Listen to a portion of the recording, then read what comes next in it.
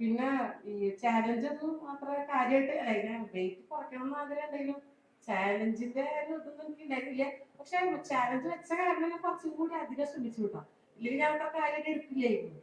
Weight loss challenge വന്ന കാരണം പിന്നെ നമ്മുടെ മോർണിംഗ് ബാച്ച് നമ്മുടെ ചേച്ചിമാര് നമ്മുടെ എല്ലാ കമ്പനിയും സൂപ്പർ. ഒന്നാമത്തെ കാര്യത്തില് ജിമ്മിന് വരുന്നത് തന്നെ വെയിറ്റ് കുറക്കണം വിചാരിച്ചിട്ടല്ല കേട്ടോ, ആ ഒരു മൂഡ് കിട്ടാനായിട്ട്. നമുക്ക് വീട്ടിൽ ഇരുന്ന് കഴിഞ്ഞാൽ വെറുതെ ഇരിക്കാൻ തന്നെയുള്ളൂ. ആ ജിമ്മിൽ വരുന്ന ഒരു മണിക്കൂർ ഞങ്ങൾ അടിച്ചു പൊളിക്കും. അതുകൊണ്ടാണ് മിക്കവാറും ഞാൻ മുടങ്ങാതെ ജിമ്മിൽ പോവാറ്. നമ്മളാ സ്പേസ് നമുക്ക് അവിടെ കിട്ടും. എങ്ങനെ ഇത്രയൊക്കെ തന്നെയുള്ളൂ, ഇത്ര ടിപ്സ് ഉള്ളൂ. എനിക്കിഷ്ടമുള്ള സാധനങ്ങൾ ഞാൻ കണ്ടു വെച്ചു. പിന്നെ അത്യാവശ്യം ചോറ് കഴിക്കാൻ കുറവ് തന്നെയാണ്, പക്ഷെ ഇപ്പൊ ഒന്നുകൂടി കുറച്ച് അത്രേ ഉള്ളൂ. വെയിറ്റ് ലോസ് ചാലഞ്ചിൽ സെക്കൻഡ് കിട്ടി. സെക്കൻഡ് കിട്ടിയതിനുപരി എനിക്ക് നിങ്ങളോട് പറയാനുള്ളത്, ഞാനിപ്പോ സാറ് പറഞ്ഞ പോലെ ഒരു 6 മാസത്തിന്റെ ഒരു വെയിറ്റ് ലോസ് ജേർണിയാണ് എന്റെ. ഞാൻ ഈ ചലഞ്ചിന് വേണ്ടി എഫോർട്ട് എടുക്കുമെന്ന് ചോദിച്ചാൽ അങ്ങനെയല്ല.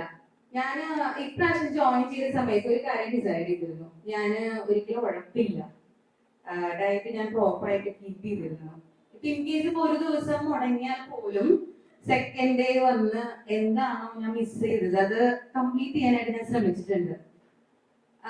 ഇതിപ്പോ എല്ലാവർക്കും സാധിക്കും പറ്റാത്ത കാര്യമില്ല. കാരണം എനിക്ക് ഒരുപാട് ഹെൽത്ത് ഇഷ്യൂസ് ഉണ്ടായിരുന്നു. മെഡിക്കേഷൻസ് എടുത്താണ് ഞാൻ ഒരുപാട് വെയിറ്റ് ഗെയിൻ ആയത്.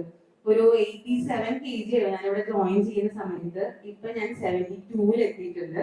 ഒരു 15 kgs ആണ് എനിക്കൊരു കുറവ് വന്നിരിക്കുന്നത്. അതൊരിക്കലും ഒരു മാസം കൊണ്ട് വന്നതല്ല, കൺസിസ്റ്റൻസിയാണ് ഏറ്റവും വേണ്ടത്. നമ്മൾ കഴിക്കുന്ന ഫുഡിന്റെ പോർഷൻ ആണ് നമ്മൾ കൺട്രോൾ ചെയ്യുന്നത്. ഒരിക്കലും നമുക്ക് ഇഷ്ടപ്പെട്ട ഫുഡ് കട്ട് ചെയ്യരുത്, നമുക്ക് റിഗ്രറ്റ് ഉണ്ടാവും. കാരണം ഞാൻ ഒരുപാട് ഷുഗർ കഴിക്കുന്ന ഒരു വ്യക്തിയായിരുന്നു. എനിക്ക് ഷുഗർ ഒരുപാട് ഇഷ്ടമാണ്. ഇപ്പോഴായാലും ഞാൻ 2 പീസ് കേക്ക് കഴിച്ചു, പക്ഷേ ഞാൻ നൈറ്റ് ഫുഡ് എടുക്കുന്നത് അത് കൺട്രോൾ ചെയ്തപ്പോൾ. നമ്മൾ ഇഷ്ടപ്പെടുന്ന ഫുഡ് കട്ട് ചെയ്ത് ഒരിക്കലും നമ്മൾ വെയിറ്റ് കുറയ്ക്കരുത്. കാരണം ഇൻ കേസ് ഇപ്പൊ നമ്മള് ഒരു മാസം കൺട്രോൾ ചെയ്ത് പിന്നത്തെ മാസം നമുക്ക് തെറ്റിക്കേണ്ടി വന്നാൽ നമ്മൾ വെയിറ്റ് ഗെയിൻ ചെയ്യും. അതുപോലെ തന്നെ വർക്കൗട്ട് ചെയ്യും. പക്ഷെ നമ്മൾ ഈ കഷ്ടപ്പാടിന് ഇഷ്ടപ്പെടാൻ തുടങ്ങിയാലോ നല്ല റിസൾട്ട് കിട്ടും. അപ്പൊ നമ്മള് ഇഷ്ടപ്പെട്ട് കഷ്ടപ്പെടാം. ഈ പറഞ്ഞ പോലെ നല്ല ട്രെയിനേഴ്സ് എന്താ പറയാ, ഞാന് ഇവിടെ 50-60 കിലോ ഒരു 10 കിലോയിലേക്ക് എടുക്കുമ്പോ ഞാൻ എടുക്കുന്നത് 2 കിലോനാണ്. കാരണം എന്ന് വെച്ചിട്ടുണ്ടെങ്കിൽ അവർക്കറിയാം എന്നെ കൊണ്ട് അതേ പറ്റുള്ളൂ. അപ്പൊ അവര് കൃത്യമായിട്ട് പറയും ഇന്നത്തെ വെയിറ്റ് എടുക്കാവൂ, ഇന്നതേ ചെയ്യാവൂ. അപ്പൊ അവര് പറഞ്ഞതനുസരിച്ച് കൃത്യമായിട്ട് ഡയറ്റും പിന്നെ കണ്ടിന്യൂസ് ആയിട്ട് വരാൻ തുടങ്ങി. അങ്ങനെയാണ് എന്റെ വെയിറ്റ് കുറഞ്ഞത്. പിന്നെ നമ്മുടെ ട്രെയിനറ് വിജീഷ്, അതായത് നമ്മളൊരു ഇതിൽ പോകുമ്പോ നമ്മൾ ലേഡീസാണ്, നമ്മൾ ആദ്യം ആലോചിക്കുക അവിടെ ലേഡീസ് സ്റ്റാഫ് ഉണ്ടോ, അല്ലെങ്കിൽ എന്തെങ്കിലും നെഗറ്റീവായിട്ട് എന്തെങ്കിലും വരും. നമ്മൾ ഒരുപാട് പ്രശ്നങ്ങൾ കേൾക്കേണ്ടതാണ്.